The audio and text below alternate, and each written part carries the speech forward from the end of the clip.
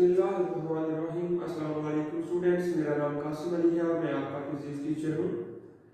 Student, हम अपनी first year physics का चैप्टर नंबर 3 जिसका नाम था मोशन एंड फोर्स, इसके मतलब स्टडी करते हुए आ रहे थे और इस चैप्टर के कुछ टॉपिक्स हमने स्टडी कर लिए और कुछ हमारे पास अभी मौजूद हैं, कुछ रहते हैं जिनको हमें स्टडी करना है, जिनकी वीडियोस बनानी है हमने। तो स्टूडेंट, आज की इस वीडियो के लिए जो मैंने टॉपिक सिलेक्शन की हुई है वो मेरे पास टॉपिक आ रहा है आइसोलेटेड सिस्टम। ठीक है, आज की इस वीडियो में हम आइसोलेटेड सिस्टम को डिटेल के साथ डिस्कस करेंगे और जानने की कोशिश करेंगे कि what is mean by isolated system और what is a isolated system. अगर कॉन्सेप्ट में देना चाहूं तो आइसोलेटेड सिस्टम स्टूडेंट बेसिकली ऐसा सिस्टम होता है जहां पर ना कोई अंदरूनी फोर्स बाहर अमल कर सके, ना कोई बाहर की फोर्स अंदर की तरफ आ सके। ठीक है, यानी ना कोई चीज अंदर से बाहर जा सके और ना कोई बाहर से अंदर आ सके। ऐसा सिस्टम जो होता है उस सिस्टम को हम कहते हैं आइसोलेटेड सिस्टम। ठीक है, ऐसा सिस्टम जहां पर कोई भी एक्सटर्नल फोर्स एक्ट ना कर रही हो, उस सिस्टम को हम कहते हैं आइसोलेटेड सिस्टम। अगर इसकी डेफिनेशन लिखें तो क्या बनेगी?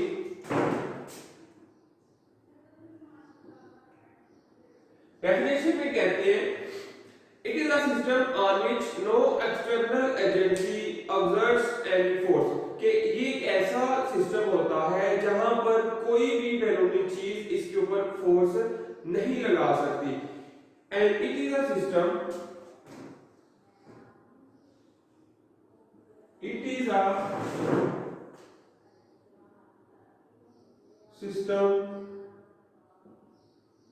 on which no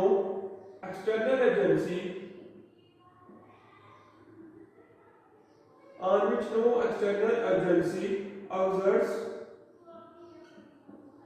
any force। ठीक है, जहां पर कोई भी बैरूनी एजेंसी फोर्स ना लगा सके, ऐसा सिस्टम कहलाता है आइसोलेटेड सिस्टम। ठीक है, ऐसा सिस्टम कहलाता है आइसोलेटेड सिस्टम। अगर इसकी एग्जांपल देना चाहूं तो एग्जांपल स्टूडेंट कहते हैं the molecule of gas enclosed in a glass vessel at a constant temperature. कि कांस्टेंट टेंपरेचर के ऊपर गैस के मॉलिक्यूल जो है वो ग्लास कंटेनर में, ग्लास वेसल में जो मौजूद हो, वो सिस्टम कहलाता है आइसोलेटेड सिस्टम। या जो आपके पास कॉमन सिलेंडर्स होते हैं गैस वाले, ये भी बेसिकली एक आइसोलेटेड सिस्टम ही है कि जहां पर ना कि बैरूनी फोर्स अंदर की तरफ एक्ट करती है, ना अंदर की फोर्स बाहर की तरफ एक्ट करती है। ठीक है, ये भी जो एग्जांपल है वो भी एग्जांपल आइसोलेटेड सिस्टम की ही है। ठीक है, एग्जांपल इसकी क्या होगी? एग्जांपल कहते हैं the molecules of a gas enclosed the molecules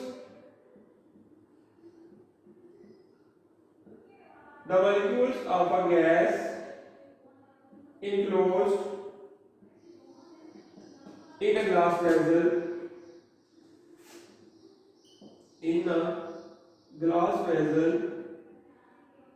at constant temperature। Temperature इनका कांस्टेंट रहना चाहिए, ये आपको ध्यान में रखना है, क्योंकि अगर टेम्परेचर आप बढ़ाएंगे तो बाहर की तरफ से इसको, इसका मतलब होगा कि फोर्स इसके ऊपर एक्ट हो रही है। यानी जब आप हीट प्रोवाइड करती है तो एक तरह से इसके ऊपर बैरूनी भी फोर्स एक्ट करना स्टार्ट कर देगी, जो गैस मॉलिक्यूल्स है अंदर से उनका जो सिस्टम है वो भी डिस्टर्ब हो जाएगा। ठीक है, कांस्टेंट टेंपरेचर के ऊपर जब गैस की जो मॉलिक्यूल्स है वो एक ग्लास वेसल के अंदर मौजूद हो, तो ये एक मिसाल है किसकी? आइसोलेटेड सिस्टम की। ठीक है, आगे कहते हैं law of conservation of momentum. ठीक है, नेक्स्ट कहते हैं law of conservation of momentum. Law of conservation of momentum यानी कि मोमेंटम को जब कंजर्व रखना हो तो मोमेंटम को कंजर्व कैसे रखा जा सकता है। ठीक है, इसको जो लॉ पेश किया गया था या जो प्रोसेस बताया गया था वो स्टडी करने जा रहे हैं कि अगर मोमेंटम कंजर्व रखना हो तो कैसे रखा जा सकता है। ठीक है, मोमेंटम कंजर्व रखने का तरीकाकार, ठीक है, कैसे कंजर्व रहते हैं वो सारा प्रोसेस हम देखते हैं अभी फर्दर इसकी डिस्कशन में इस टॉपिक की। कहते हैं the linear momentum of an isolated system remains constant, कि जो भी कोई आइसोलेटेड सिस्टम होता है उसका जो लीनियर मोमेंटम होगा वो हमेशा कांस्टेंट ही रहता है, ठीक है। The total linear momentum of an isolated system always remains conserve या कांस्टेंट, ठीक है। द लीनियर मोमेंटम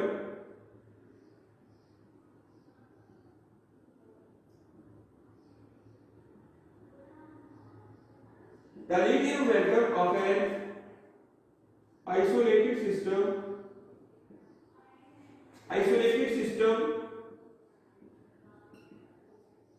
always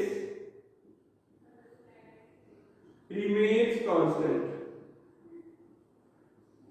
ठीक है। आइसोलेटेड सिस्टम का जो लीनियर मोमेंटम होता है वो हमेशा क्या करता है, हमेशा ही कांस्टेंट रहता है। कहते हैं क्या करें, consider an isolated system of two smooth non-rotating hard balls of masses, कहते हैं कंसीडर करें आपके पास एक आइसोलेटेड सिस्टम है दो हार्ड बॉल्स का, ठीक है, और वो स्मूथ नॉन रोटेटिंग बॉल्स है, स्मूथ भी है और नॉन रोटेटिंग या रोटेट को नहीं कर रहे, ठीक है। m1 and m2 moving with velocities v1 and v2 in the same direction such that v1 is greater than v2. The balls collide at their velocities to v1 prime and v2 prime respectively. Consider an isolated system.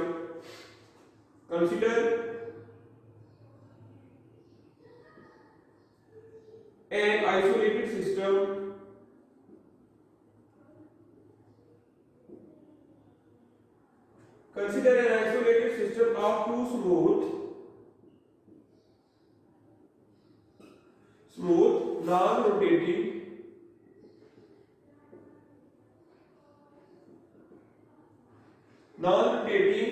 hard balls of masses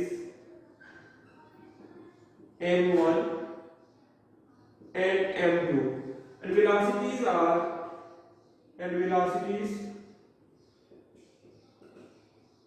v1 and v2, ठीक है। दो बाल है आपके पास, non rotating है, smooth है, ठीक है। उनके जो मैस आ रहे हैं आपके पास एक m1 आ रहा है, दूसरा मैस जो है वो m2 आ रहा है, ठीक है। दो मैसेज एक m1 एक m2 और उनकी जो वेलोसिटीज है m1 के लिए की जो वेलोसिटी होगी वो v1 होगी, m2 की जो वेलोसिटी होगी वो v2 होगी, ठीक है। और सेम डायरेक्शन में मूव कर रहे हैं, ठीक है, moving in same direction, moving in same direction, ठीक है। एक ही डायरेक्शन में वो मूव कर रहे हैं, मूविंग इन सेम डायरेक्शन। फिर कहते हैं जो वेलोसिटी है, फिर कहते हैं velocity v1 is greater than v2, यानी that is v1 greater than v2। फिर कहते हैं कि जब the two balls collide and their velocity changes, जब वो एक दूसरे के साथ कोलाइड करते हैं, दो बाल थे एक ही डायरेक्शन में मूव कर रहे थे, एक की वेलोसिटी ज्यादा एक की वेलोसिटी कम, ठीक है। जो जिसकी वेलोसिटी कम होगी, ज्यादा वेलोसिटी वाले उसके साथ आके टकरा रहे हैं, एक ही डायरेक्शन में मूव कर रहे थे, ठीक है। they collide and their velocities, the balls are collide, एक दूसरे के साथ टकराए and their velocity changes,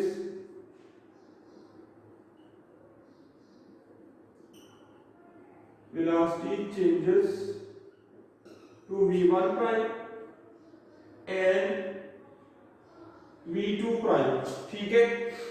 जब वो एक दूसरे के साथ टकराने के बाद उनकी वेलोसिटीज क्या होगी, चेंज होगी।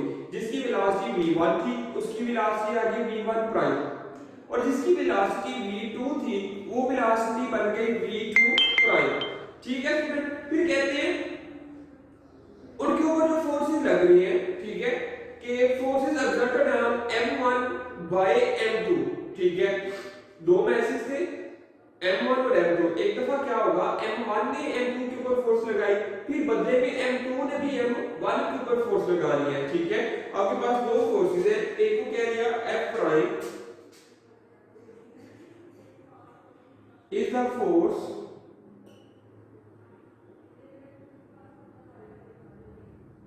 exerted by M1 on M2, ठीक है। F प्राइम जो फोर्स आपके पास आ रही थी वो लगा रहा है मैस M1 M2 के ऊपर, फिर दूसरी फोर्स है आपके पास force is the F is the force exerted by M2 on M1, ठीक है। M2 M1 के ऊपर जो फोर्स लगाएगा स्टूडेंट्स, वो फोर्स आपके पास आएगी सिंपल F, और जो M1 M2 के ऊपर लगाएगा वो फोर्स आपके पास आ रही है F प्राइम, ठीक है। फिर कहते हैं according to Newton second law of motion, according to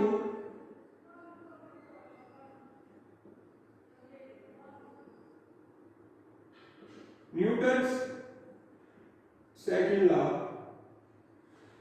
ठीक है। न्यूटन के दूसरे कानून के मुताबिक momentum and Newton second law of motion हमने टॉपिक पढ़ा था अपनी प्रीवियस वीडियो में, उसका जो एक्सप्रेशन आपके पास आया था वो एक्सप्रेशन आपके पास आ रहा था F इज इक्वल टू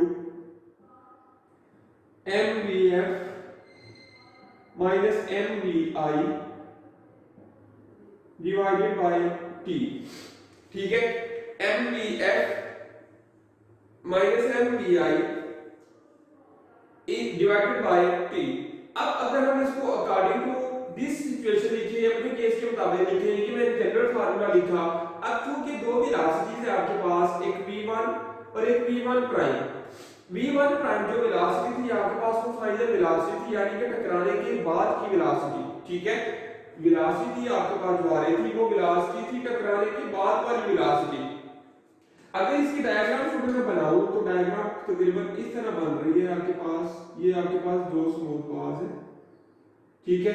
एक ही तरह के फिगर बनाने में चेंज आ सकता है, लेकिन रियल में वो चेंज नहीं है, इस डायरेक्शन में मूव कर रहा है, ये भी इसकी वेलोसिटी v1, इसकी वेलोसिटी v2, ठीक है। फिर क्या होगा कि जब एक दूसरे के साथ जाकर टकराएंगे, इसने इस तरफ को फोर्स लगा दी, इसने इस तरफ को फोर्स लगा दी इसके ऊपर, ठीक है। ये आपके पास आ रही है F1 F प्राइम, ये आपके पास आ गई F, ठीक है। फिर उसके बाद उनकी जो वेलोसिटीज है वो क्या होगी, चेंज हो जाएगी।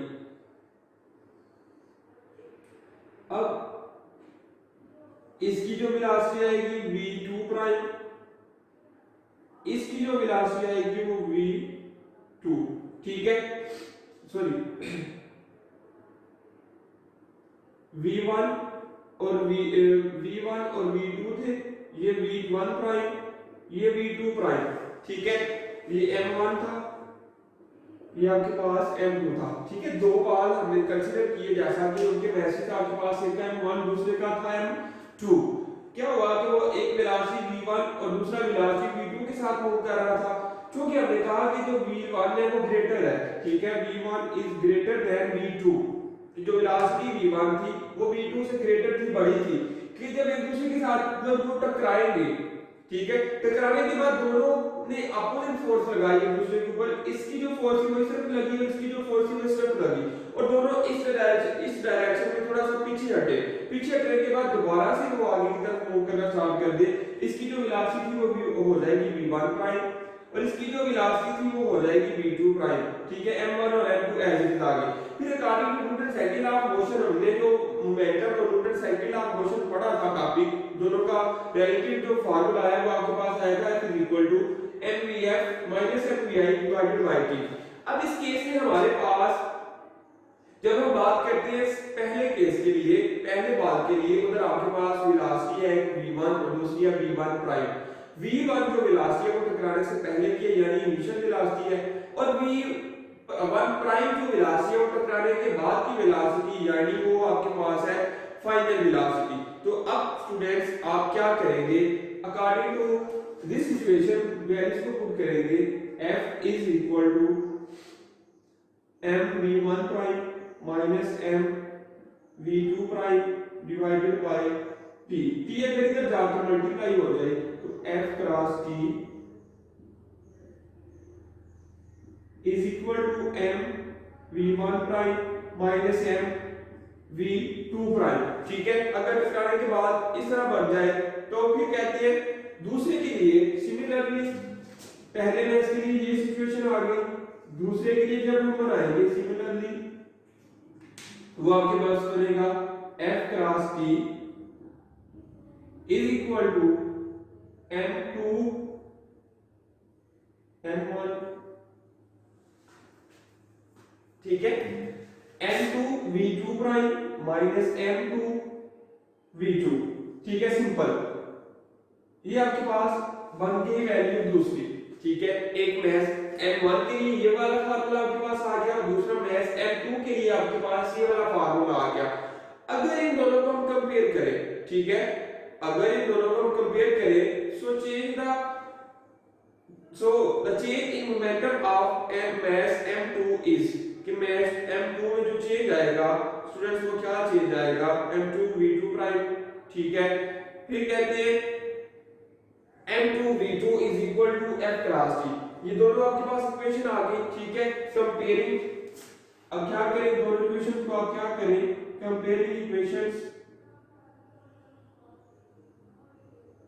अगर इक्वेशंस को कंपेयर करें तो क्या बनेगा आपके पास, दोनों की राइट हैंड साइड या लेफ्ट हैंड साइड की तरफ सेम आ रही है, राइट को भी आप क्या करेंगे, इक्वल रखेंगे, तो आपके पास आएगा m1 v1 prime minus m1 v1 simple is equal to m2 v2 prime minus m2 v2। ठीक है, अब इन दोनों में से m कॉमन आ रहा है, m को आप ले लें कॉमन। ठीक है, इज इक्वल टू, सॉरी, इनको कंपेयर तक करना, ऐड करना था, दोनों इक्वेशन को ऐड करना है हमें, एडिंग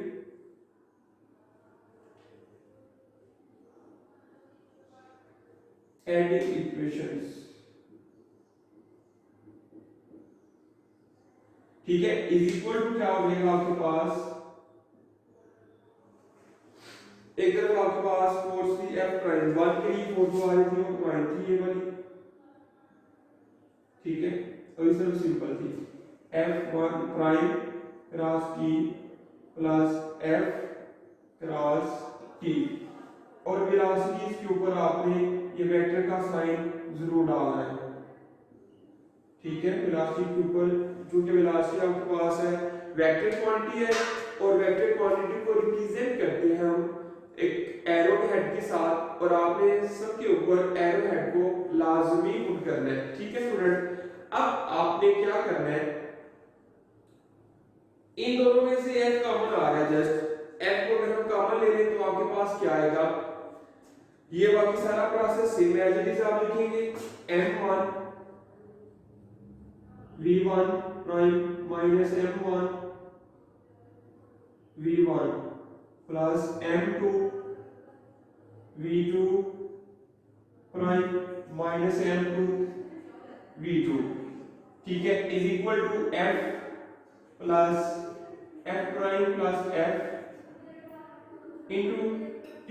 ठीक है, f और f प्राइम इनको आपने इकट्ठा कर लिया, साथ t को, t दोनों में से देखिए, इधर भी t था इधर भी t था, दोनों में से t को आपने कॉमन ले लिया, t बाहर चला गया, f और f प्राइम इकट्ठे हो गए। कहते हैं according to Newton third law of motion action and reaction are always equal but opposite in direction, कि एक्शन और जो रिएक्शन होते हैं, न्यूटन तीसरे कानून में बताया कि एक्शन और जो रिएक्शंस होते हैं वो मैग्नीट्यूड में तो सेम होते हैं हमेशा, लेकिन डायरेक्शन के लिहाज से वो ऑपोजिट होते हैं। यानी अगर एक f है तो दूसरा क्या होगा, माइनस f होगा। ठीक है, एक f दूसरा माइनस f, तो इनका जो कंबाइंड इफेक्ट आता है वो कंबाइंड इफेक्ट आता है 0। ठीक है, कंबाइंड इफेक्ट इनका क्या आता है, 0। तो कह सकते हैं आप f prime plus F is equal to 0, यानी इनका जो कंबाइन इफेक्ट आएगा, क्योंकि एक आगे की तरफ था एक पीछे की तरफ था, दोनों मिलकर एक दूसरे के असर को क्या करते हैं, खत्म कर देते हैं। फॉर एग्जांपल अगर आपके पास कोई टेबल के ऊपर बुक पड़ी हुई है, क्या हो रहा है, बुक जो है वो टेबल के ऊपर नीचे की तरफ फोर्स लगा रही है, ठीक है, और जो टेबल है यानी जो बुक फोर्स लगा रही है वो एक्शन हो रहा है टेबल के ऊपर, बदले में टेबल बी कोई रिएक्शन करेगा, उसने क्या करना है, रिएक्शन के बदले बुक के ऊपर एक फोर्स लगानी है। बुक के ऊपर जो फोर्स लग रही है टेबल की, वो ऑपोजिट डायरेक्शन में, लेकिन मिकदार दोनों की सेम है, तो एक दूसरे के असर मिलकर क्या हो जाता है, खत्म। इसी वजह से क्या होता है कि जो आपके पास बुक है वो टेबल के ऊपर पड़ी रहती है रेस्ट की हालत में, ठीक है, यानी एक दूसरे का जो फोर्स, जब एक दूसरे जो दोनों फोर्सेस है, फोर्सेस एक दूसरे को खत्म कर रही है, असर को खत्म कर रही है, तो वो जो बॉडी ऑफ रेस्ट की हालत में रहेगी, यानी उनका जो कंबाइन इफेक्ट आता है वो जीरो आता है। So you can say that f prime plus f is equal to 0। तो अगर इसकी जगह ये वैल्यू इधर पुट करें तो सारी इक्वेशन क्या हो जाएगी, सारी टर्म ये वाली क्या हो जाएगी, 0। 0 को जब t के साथ मल्टीप्लाई करेंगे तो आंसर आपका आएगा 0। बाकी आपके पास क्या बचेगा, m1 v1 माइनस m1 ये प्राइम था, v1 plus m2 v2 prime minus m2 v2 is equal to 0, ठीक है। अब स्टूडेंट आपने क्या करना है, इधर से m1 v1 प्राइम, इधर से m2 v2 प्राइम एक तरफ, ठीक है, प्लस वाली घट में एक तरफ कर ले, यानी प्लस वाली जो टर्म्स है वो आप एक तरफ करें और माइनस वाली जो टर्म्स है आप दूसरी तरफ करें, ठीक है। तो आपके पास क्या वैल्यू बनेगी, वैल्यू आपके पास बनेगी m1 v1 plus m2 v2 is equal to m1 v1 prime plus m2 v2 prime, ठीक है। प्राइम वाली जो टर्म्स है वो आपने एक तरफ कर ली और प्राइम के बगैर वाली जो टर्म्स है वो आपने दूसरी तरफ कर ली, ठीक है। तो ये इस तरह आपके पास बन जाएगा एक इक्वेशन, ठीक है, law of conservation of momentum. इसी को कहते हैं कि जब आपके पास टोटल मोमेंटम है, ठीक है, total momentum of the isolated system remains constant, यानी वो चेंज नहीं होता। इसमें आपने क्या किया, m1 v1 ये दूसरी तरफ चला गया, इधर माइनस का था उधर जाके प्लस हो गया, same like that m2 v2 इधर माइनस का था दूसरी तरफ गया तो वो प्लस हो गया। तो हमने क्या किया, इनको तरतीब से लिख लिया, पहले हमने सिंपल लिख लिए, बाद में हमने प्राइम वाले लिख लिए, क्योंकि इक्वल के दोनों इक्वल वाली इक्वेशन है, पहले राइट हैंड साइड पहले लिख ले या लेफ्ट हैंड साइड पहले लिख ले, कोई भी फर्क नहीं पड़ेगा। तो इसी तरह हमने आपके पास इक्वेशन ड्रा होगी, इसको कहते हैं, it means that initial momentum of system is equal to final momentum of system, ठीक है। it means that initial momentum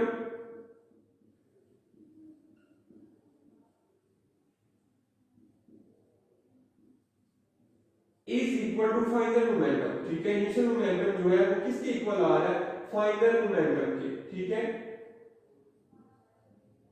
तो अगर इनिशियल मोमेंटम और फाइनल मोमेंटम इक्वल होंगे, thus the initial momentum and final momentum for an isolated system before and after the collision remains constant। तो कहते हैं वही आपके पास बात आ गई, thus prove that the initial and final momentum, initial and final momentum of an isolated system are equal, so the total momentum remains constant, so the total momentum